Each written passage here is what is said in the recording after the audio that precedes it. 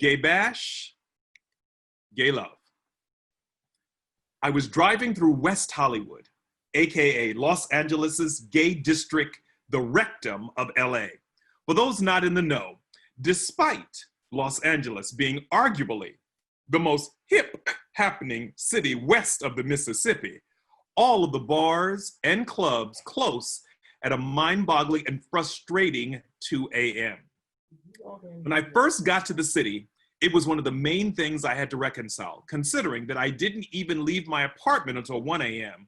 when I used to party back in Chicago. A little after 2 a.m., I got the signal to pick up a passenger and I headed over to Santa Monica Boulevard and San Vicente. Soon after, I got the nefarious phone call. Is this Breeze, my rideshare driver? Yes, yes it is. It says on the app that you're close by. Yes, yes I am. Okay, I'm right here waiting. Yes, yes you are.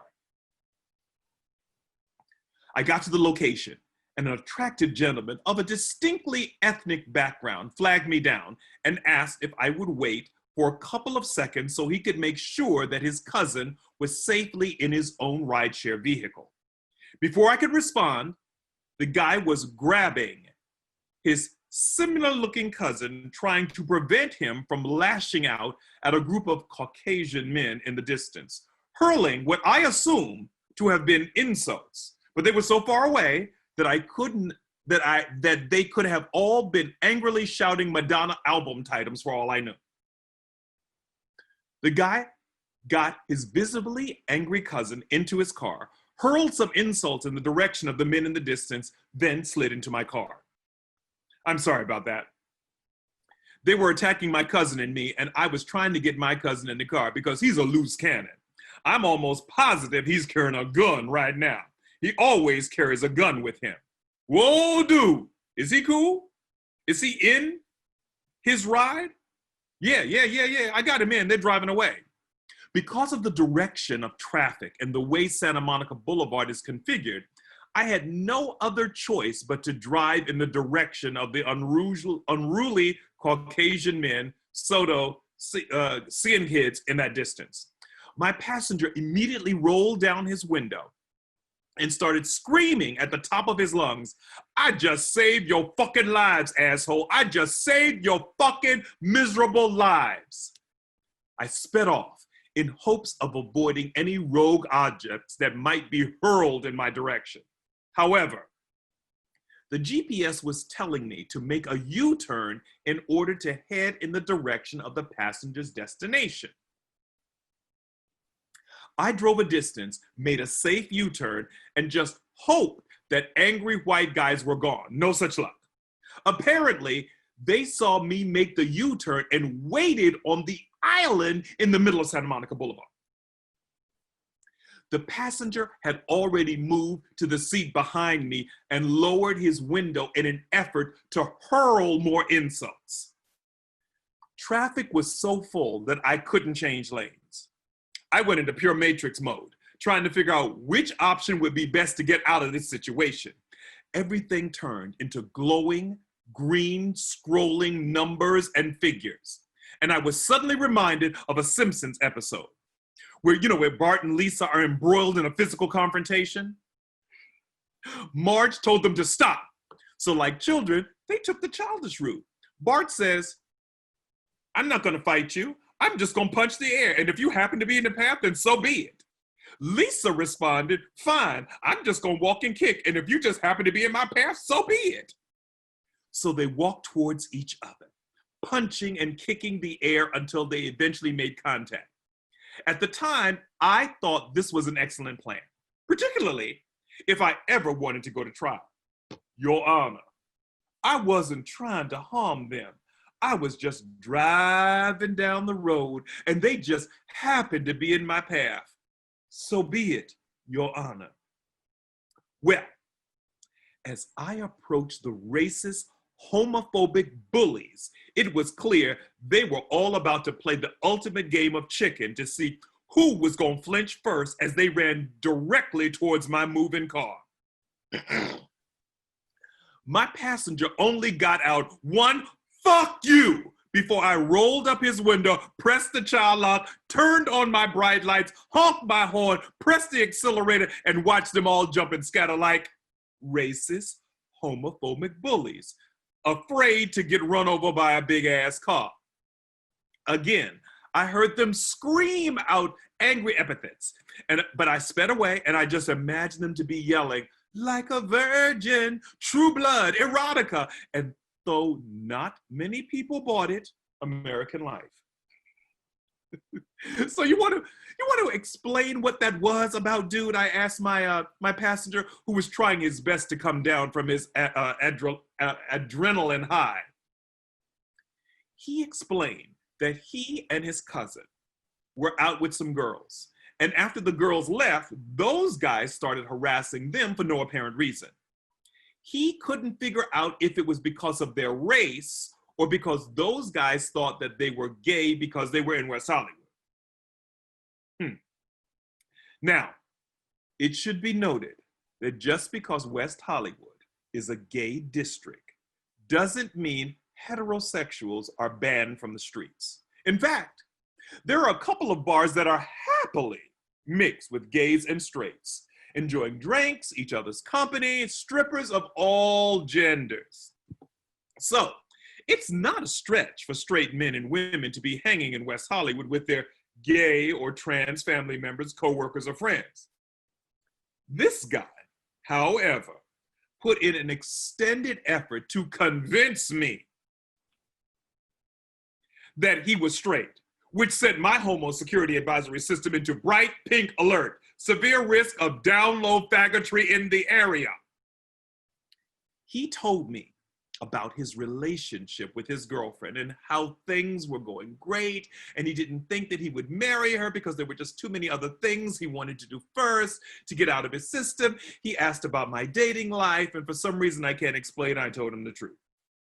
I have dozens of conversations with dozens of passengers, usually cut down to the annoying, I had no idea you were gay. I have never met a gay man in my entire life. I have so many questions. Three's company, asking gaffos. I usually just lace you straight up. Yeah. Somebody's interrupting my reading.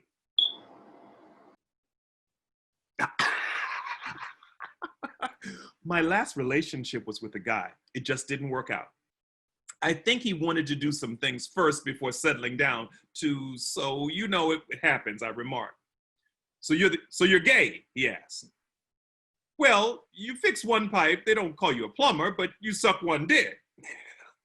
He laughed, then asked me questions about my sexuality, like, when did I know? Ever since I was a little girl. How does my family know? When they're sober enough to remember. When was my first experience? About 30 years before my last experience. How was it? It tasted like chicken.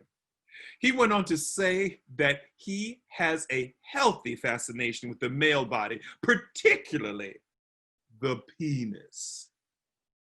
I gotta tell you, I'm really drunk right now. I don't know why I'm telling you this. You seem like a cool guy and you're gay, and I'm probably never gonna see you again, but I have thought about holding it in my hand. I don't think I want to do anything else with it, but so many times I have fantasized about just cupping it in my hands, feel the weight of it in my palm, feel the muscles on the inside of my fingers, the balls and all. Does that make me gay? I don't know. Gay adjacent, maybe. Have you thought about doing anything else? Well, I've rented some videos. I think they're disgusting. I don't like hairy chest or hairy bodies or anything like that. And I don't like a lot of the other stuff. But I can't believe I'm telling you this. I haven't told anybody. Oral sex. Maybe.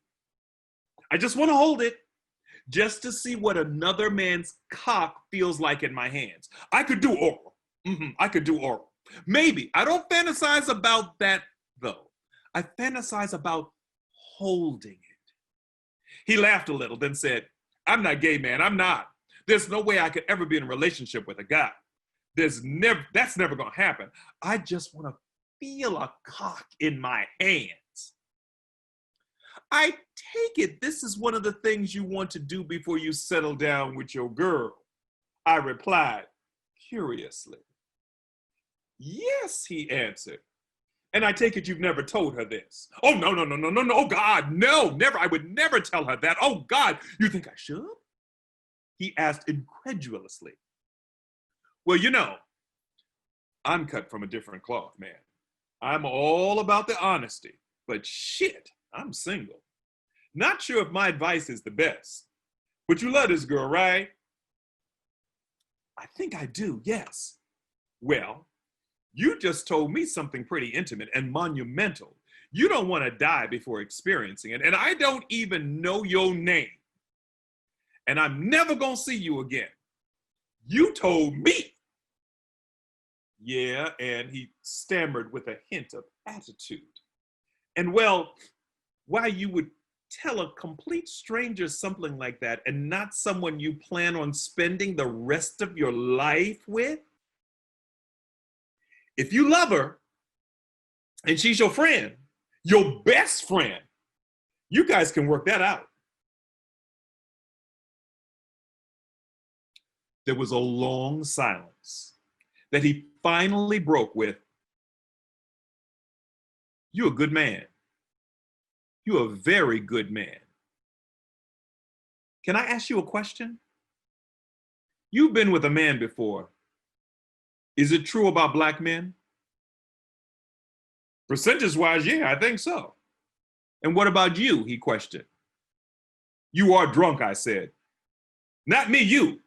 "Yeah, you are drunk," I said with conviction. Oh, I get it," he laughed and then repeated, "You're a very good man."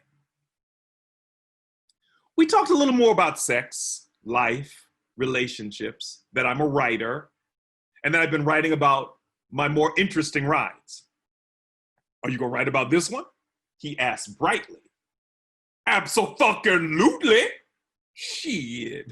When I eventually dropped him off at his house, he hesitated to get out of the car. Like a little boy, trying to hold on to every last second of being around the girl he got a crush on.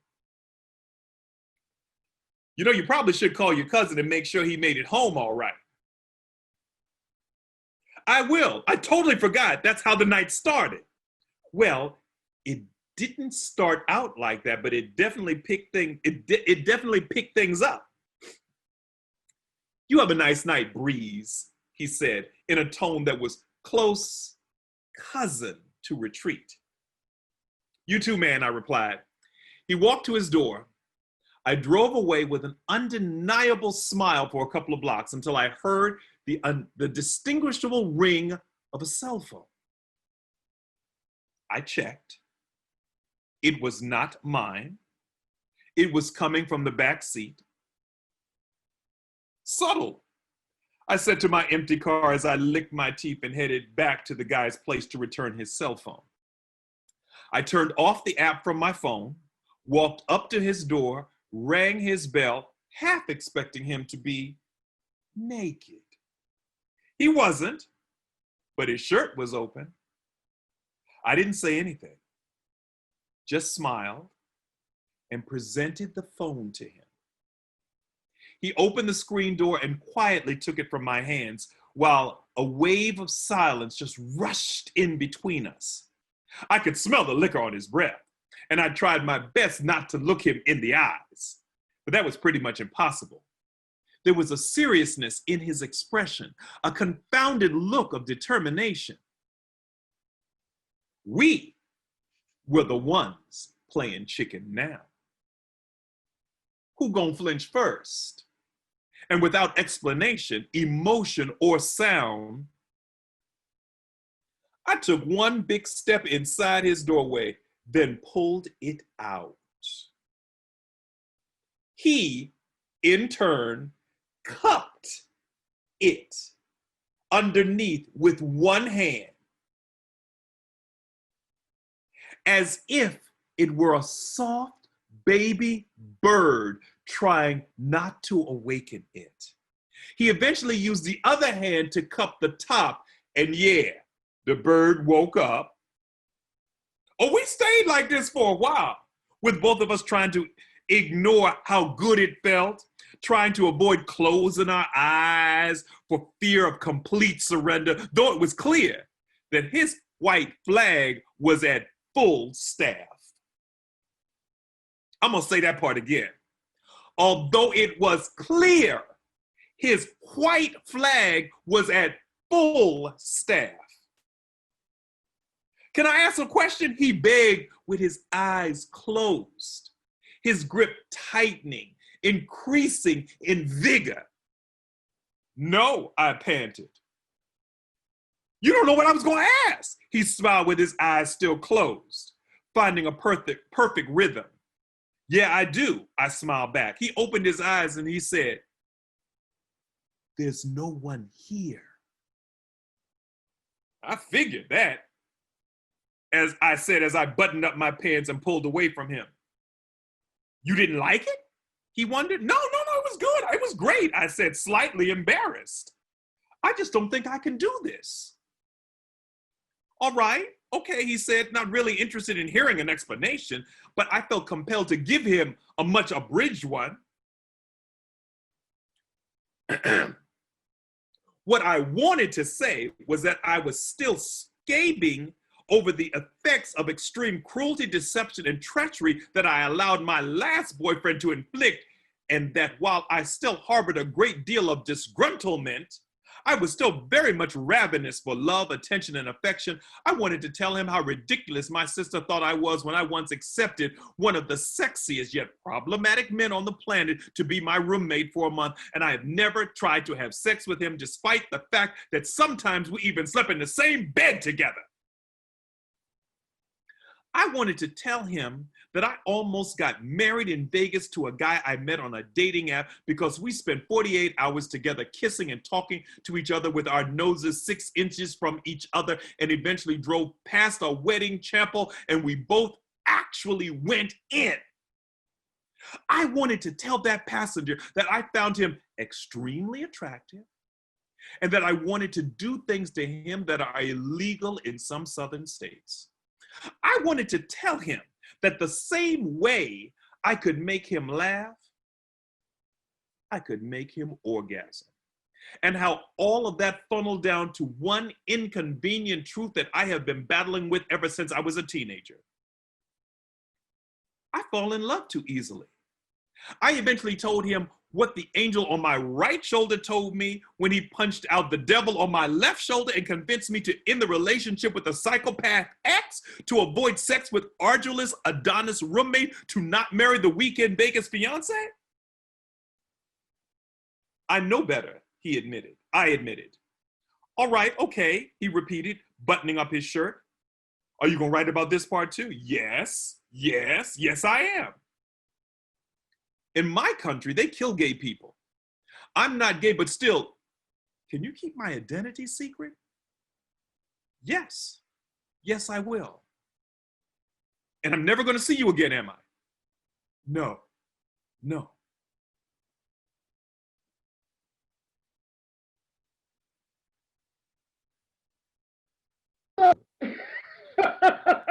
That was a fucking ride, bitch. That was a ride. No, I could have never read it. I could have never read that like that. You were hilarious, by the way. Oh my God. I love living vicariously through your stories. All right. Lori. Well, Lori just clicked in. She is the editor of my book. We all did a cut for her. She did an amazing job. We love Lori. Nothing helps a book more than having a great editor. You really need that second eye. True story. Yeah, these are all true, by the way. Like Lori said, great rendition of the story by Dale, not how I read it, and we'll read it differently from now on. Which is the great compliment. I too will read it differently. It just came to life. As I read the story in my head, I did not have that many neck rolls. But it was good. I'm sorry. I said, look, 20 years of knowing you, it just, when I'm reading your words, there's something that takes over in terms of being in this animated sitcom. So I just feel that all ridiculousness happens within that moment, because that's how you live your life in terms of your perceptions. You have always had a perception of the world in a literary sense that always felt like a fabulously well-written sitcom. Yeah, the colors in my head are really bright.